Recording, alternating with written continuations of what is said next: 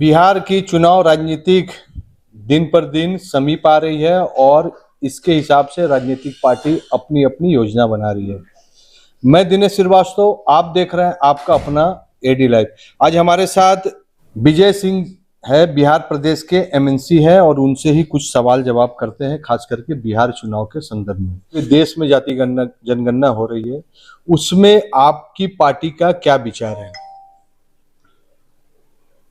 जाति गणना कराए थे हम लोग, जाति जनगणना ने जाति गणना कराए थे और माननीय मुख्यमंत्री जी का, आदरणीय नीतीश कुमार जी का ये उद्देश्य था इस गणना के क्रम में कि कोई ऐसा समाज का वर्ग नहीं हो जो विकास की से दूर रह सके और उसे किस प्रकार की विकास चाहिए, उन्हें आर्थिक स्थितियों का भी आकलन किया गया था और उस हिसाब से उन्हें विकसित करने की योजना रखी गई। यहाँ तक कि वहाँ गरीबों को, जो अत्यंत गरीब है किसी भी जाति धर्म का हो, उन्हें भी 2 लाख रुपए का सहयोग राशि देने का काम प्रारंभ हो गया है। पिछले वित्तीय वर्ष से ही यह कार्य वहाँ पे प्रारंभ कर दिया गया। बिहार में दो जो समस्या है वो कभी खत्म ही नहीं होता। एक तो बिहार की बाढ़ की समस्या और दूसरा वहाँ के युवा हर समय पलायन करते हैं। क्या इसमें सरकार आपकी क्या योजना है? अभी बिहार सरकार लगभग 20 लाख लोगों को नौकरी और रोजगार दोनों देने का काम की है। अभी तुरंत हाल के दिनों 1 से 1.5 वित्तीय वर्ष में इतनी बड़ी काम उन्होंने किया है। मुझे लगता है कि देश में किसी राज्य में इतने तेजी से 1 से 1.5 वर्षों में इतनी बड़ी काम नहीं किया गया होगा। जहाँ तक आपने बाढ़ के लिए पूछा, तो बाढ़ हमारे यहाँ बिहार का बाढ़ का पानी नहीं है। हमारे यहाँ नेपाल से जो पानी उधर से ऊपर से आती है, तो नेपाल के पानी के वजह से बिहार को बाढ़ झेलना पड़ता है। नेपाल और भारत में, बिहार के बीच में भारत सरकार को हाई डैम बनाने की योजना थी, जिसकी सैंक्शन अभी प्रधानमंत्री नरेंद्र मोदी जी के द्वारा उस पर स्वीकृति दे दी गई। उस पर कार्य चल रहे हैं कि किस प्रकार से उसे हाई डैम बनाना है। जिस दिन हाई डैम नेपाल में बन जाएगा, बिहार में बाढ़ का अपना कोई पानी से बाढ़ नहीं है। हम लोग के यहाँ तो जितनी डैम बनाई गई है सरकार का, उतने में ही पानी संग्रहित करके हम लोग उसे रोक रखते हैं, जो सिंचाई के लिए 12 मास, मतलब साल के 12 माह में उसे हम लोग उपयोग करते हैं। इसलिए हमारे यहाँ बाढ़ का जो भी आप देख रहे हैं पलायन, वहाँ पे अपनी ही नदियाँ हैं, गंगा है और कोसी है, अनेक प्रकार की नदियाँ हैं, सरजुग नदी, सबको लेके है, अपना ही संसाधन बना हुआ है। ऊपर से जब नेपाल का पानी जब आता है, तो उसमें हमारी सब नदियाँ कहीं न कहीं जाकर के गंगा में मिल जाती है और उधर से जब नेपाल का पानी आता है, तो वो जाकर के 2-3 पॉइंट्स पर जहाँ मिलते हैं, वहाँ पर जब काफ़ी अधिक पानी हो जाता है, तो वहीं पर से वो अपना समतुल्य रूप से वो वृद्धि करता है, जिसको आप बाढ़ कहते हैं, जिसमें हमारे बहुत सारे फसल से लेकर के जानवर तक का, मनुष्य का बहुत नुकसान होता है। लेकिन हमारे यहाँ के नहीं है, वो नेपाल की वजह से। जब तक भारत सरकार, राज्य सरकार के अंदर भी नहीं है, जब तक भारत सरकार उसमें नहीं कदम उठा रही है, और कदम उठाने के लिए राज्य सरकार ने लगातार प्रयास किया, जिस वजह से कार्रवाई प्रारंभ हो गई। तो इसका मतलब कि अभी और इंतजार करना पड़ेगा? लगता नहीं है, महत्वाकांक्षी योजना नहीं लगता नहीं है। बाढ़ के संबंध में काफी बैठकें इधर हाल फिलहाल में हो गई है, नेपाल में भी हो गई, नेपाल में अधिकारी की प्रतिनियुक्ति भी की गई है और वहाँ पे सभी काम चल रहे हैं। और हाई डैम प्रोजेक्ट का काम मुझे लगता है इसी वित्तीय वर्ष में, 25-26 वित्तीय वर्ष में कार्य प्रारंभ हो जाएगी। इस बार का आपका चुनाव का मैनिफेस्टो क्या है? हमारे यहाँ मुख्य रूप से विकास तो आदरणीय नीतीश कुमार जी ने जो किया है, पूरे देश पर चर्चा का विषय है। उन्होंने सड़क के मामले में, बिजली के मामले में, पेयजल के मामले में जिस प्रकार से उन्होंने व्यापक बदलाव करने का उन्होंने काम किया है, देश में किसी राज्य में इतनी तेजी से कहीं भी विकास नहीं हुआ होगा। इसलिए हमारे नेता के प्रति लोगों की काफ़ी समर्थन है।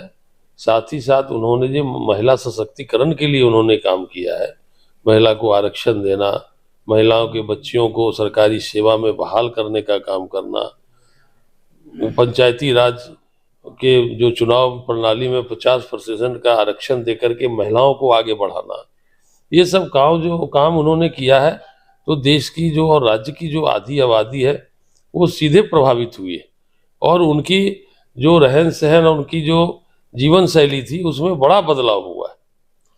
वक्फ बिल जो विवाद चल रहा है, ललन सिंह और नीतीश कुमार के तनाव, जदयू की छवि पर क्या असर पड़ेगा? कोई तनाव नहीं है। वह बिल का जो मामला है वो पार्लियामेंट में किया था। पार्लियामेंट में जिसे जो अपनी अपनी विचार रखना था, कोई पार्टी का विचारधारा वो होता नहीं है, अपने सांसदों को बोलने के लिए रहता है। सांसद के तरफ से बोल रहे थे। ललन सिंह जी माननीय मंत्री भारत सरकार के थे, वो भारत सरकार का अपना पक्ष रख रहे थे। वो राज्यों का उसमें पक्षी और विपक्ष का मसला नहीं रहता है, इसे जोड़ तोड़ करके देखा जाता है। ये जहाँ का मामला है वहाँ पे रहे। हमारे यहाँ बिहार में किसी प्रकार की कोई पहले से भी विवाद नहीं रही, और यहाँ पर पूरी तरीके से मजबूती के साथ इसे काम को आगे नीतीश कुमार जी ने कभी भी सौहार्दपूर्ण वातावरण में कभी भी कोई विवाद ना हो, इसके लिए उन्होंने हमेशा हस्तक्षेप करते रहे। और वो किसी भी छोटे छोटे त्यौहार में भी काफ़ी सतर्कता बरतते हैं, वो उसमें किसी का नहीं सुनते। वो कहते हैं कि लोग रहेगा तब सरकार चलेगी, लोग ही जब प्रभावित हो जाएंगे तो सरकार चलाने से क्या फायदा। इसलिए हमारे नेता का ये सब चीज़ों पर कोई ध्यान नहीं है, और कोई ऐसा काम वो नहीं करना चाहते हैं इससे सामाजिक वातावरण खराब। मुख्यमंत्री आने वाले समय में क्या नीतीश कुमार ही रहेंगे कि बीजेपी या नीतीश कुमार के जो पुत्र वह भी राजनीतिक में आ रहे हैं, इसके ऊपर विचार हुआ है? जी नहीं, बिल्कुल नहीं। ये 25 से 30 हम लोग के यहाँ अभी जो पार्टी का स्लोगन बना है, 25 से 30 फिर से नीतीश, और हम लोग के यहाँ नीतीश कुमार के नेतृत्व में ही, नीतीश कुमार के चेहरे पर ही चुनाव लड़ने का फैसला एनडीए के पूरे घटक दल के द्वारा लिया गया है। सीट का और ये प्रस्ताव भारतीय जनता पार्टी के प्रस्ताव पर निर्णय हुआ है। ये नहीं कि हम लोगों ने कोई प्रस्ताव रखा था, भाजपा के प्रस्ताव पर हुआ है। आदरणीय प्रधानमंत्री नरेंद्र मोदी जी के प्रस्ताव पर यह निर्णय लिया गया। कांग्रेस के ऊपर में क्या कहना चाहते हैं? हर दल चुनाव में अपनी प्रयास करती ही है।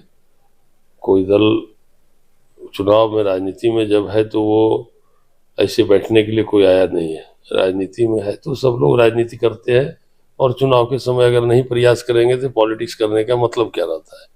तो स्वयंसेवी संस्था बना करके आप बैठ के काम करते रहें, कोई नहीं रोकने वाला हो। इसलिए राजनीतिक दल का ये कार्य ही है चुनाव में भागीदारी लेना, भागीदार करना। हर पार्टी अपना प्रयासरत है। हम लोग अपना एनडीए के तरफ से अपने हिसाब से हम लोग भी क्षेत्रों में हर एक विधानसभा में लोग पूरी तैनात किए गए हैं, पूरी तरीके से काम चल रहा है, और निश्चित रूप से सफलता हम लोग की आएगी, इसमें किसी प्रकार का कोई शक नहीं है। तो मेन आपकी कंपटीशन किससे है, कांग्रेस पार्टी से कि आरजेडी से? मेन आपसे आप प्रतिद्वंदी किसको मानते हैं? नहीं, वहां मैं किसी को नहीं। वहां पर तो चूंकि देखिए अब क्या हो गया है देश में, इधर एनडीए का घटक दल है, उधर ये लोगों का महागठबंधन, जिसको इंडिया गठबंधन कहते हैं, उनका घटक दल है। अब किसे कितनी सीट मिलेगी नहीं मिलेगी अभी थोड़ी देरी है, 1 महीने लगेंगे, उस हिसाब से आगे चलेगा। किससे किसको लड़ना पड़ेगा खुद को किसी को पता नहीं है कि आपके सामने कौन सा प्रत्याशी आएंगे। तो इसलिए अपना अपना सब लोग अपने अपने प्रयास कर रहा है। अपने अपने भी घटक दल के बीचों में सबकी वार्ता हो रही है सीट शेयरिंग को लेकर के, इसलिए अभी थोड़ा सा वक्त लगेगा इसमें। झारखंड और मणिपुर के बाद कहाँ स्टेट में जेडीयू अपनी परचम लहराने की कोशिश कर रही है? झारखंड में हम लोगों ने पूरी प्रयास किया था, और लगातार हम यहाँ पे 1.5-2 साल से मैं आता रहा झारखंड में, और हमें चूंकि घटक दल गठबंधन था, गठबंधन में मुझे 2 ही सीट मिली थी, तो चूंकि साथ में लड़ना था लोगों को, इसलिए 2 सीट में सरजुग राय जी यहाँ से आपके जहाँ भी है, आप वहाँ पर से तो विधायक वही है, तो बेचारे चुनाव जीते भी हैं। और आदरणीय हमारे नेता नीतीश कुमार जी के व्यक्तिगत तौर पर काफ़ी क्लोज मित्र हैं उनके, तो अब वो खुद भी यहाँ पर देख रहे हैं, संगठन को भी देख रहे हैं, सब काम उन देखते हैं। और हम लोग का और भी बहुत सारे राज्यों में सब जगह प्रभारी बनाया गया, सब लोग अपने काम में लगे हुए हैं। अगले माह इसकी बैठक रखी गई है राष्ट्रीय स्तर पर, तब स्पष्ट हो जाएगी कहाँ कहाँ पर किस प्रकार की गतिविधियां प्रारंभ की गई है। प्रधानमंत्री नरेंद्र मोदी जी आज सीवान में बहुत बड़ा मेगा योजना का लॉन्च कर रहे हैं। इसका क्या असर होगा? प्रधानमंत्री जी निश्चित रूप से भारत सरकार से बिहार सरकार को काफी मदद मिल रही है। आर्थिक मदद हर क्षेत्र में मिल रही है।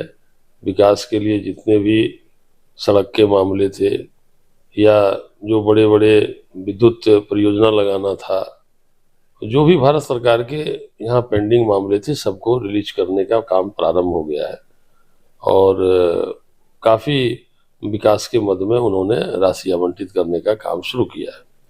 इसलिए मुझे लगता है कि बिहार का, तो ऐसे भी बिहार अब भारत के विकसित राज्यों में से एक है, जहां आप जाएंगे तो अगर बहुत दिनों से पटना जाने वाले लोगों को अगर 10 साल पहले गए हों और अभी आप जाएंगे तो आपको लगेगा नहीं कि पटना वही बिहार रहा, या बिहार के किसी क्षेत्र में कोई ऐसा ग्रामीण पथ नहीं होगा जिसमें दूसरी या तीसरी बार मरम्मत या उसकी रिपेयरिंग नहीं हो रही होगी। कोई ऐसा छोटे छोटे जगहों में, बड़ी कस्बा तक के गांव को रोका गया, फिर 300 आबादी को 500 तक ली गई, फिर 300 आबादी ली गई, 100 आदमी की आबादी को लिया गया है। अब तो माने ये माना जा रहा है कहीं 1-2 घर भी हो तो उसे भी जोड़ देना है। अब इस तरह पर रास्ते पर हम लोग आ गए हैं। तो विशेष पैकेज जो मांग किया जा रहा था, क्या उसके ऊपर विचार हो रहा? विशेष पैकेज तो मिल ही रहा ना, प्रारंभ हो गया ना विशेष पैकेज। आप जो कहना चाहते हैं लग रहा है मिस कर रहा है। विशेष राज्य का दर्जा के बारे में, विशेष राज्य का दर्जा, विशेष राज्य का दर्जा और विशेष पैकेज की दोनों मांग की गई। विशेष पैकेज तो हमारा स्वीकृति होगी, और विशेष राज्य का दर्जा वो हम लोग प्रयासरत हैं, अभी भी हमारी मांग जारी है। विकास अभी रुका नहीं है, विकास अभी हो रहा है और केंद्र सरकार के साथ कोऑर्डिनेशन बनाकर बहुत अधिक काम इंफ्रास्ट्रक्चर, रेलवे और विद्युत में किया जा रहा है। और इसका फायदा आने वाले आगामी बिहार का जो चुनाव होने वाला है उसमें कितना फायदा होगा या तो समय बताएगा, लेकिन जेडीयू पार्टी बैठी नहीं है, विकास के साथ साथ जनता में भी अपनी बात पहुंचा रही है। एडी लाइव वीडियो को लाइक कीजिए, चैनल को सब्सक्राइब कीजिए। एडी लाइव की पूरी टीम की ओर से सभी को धन्यवाद। जोहार।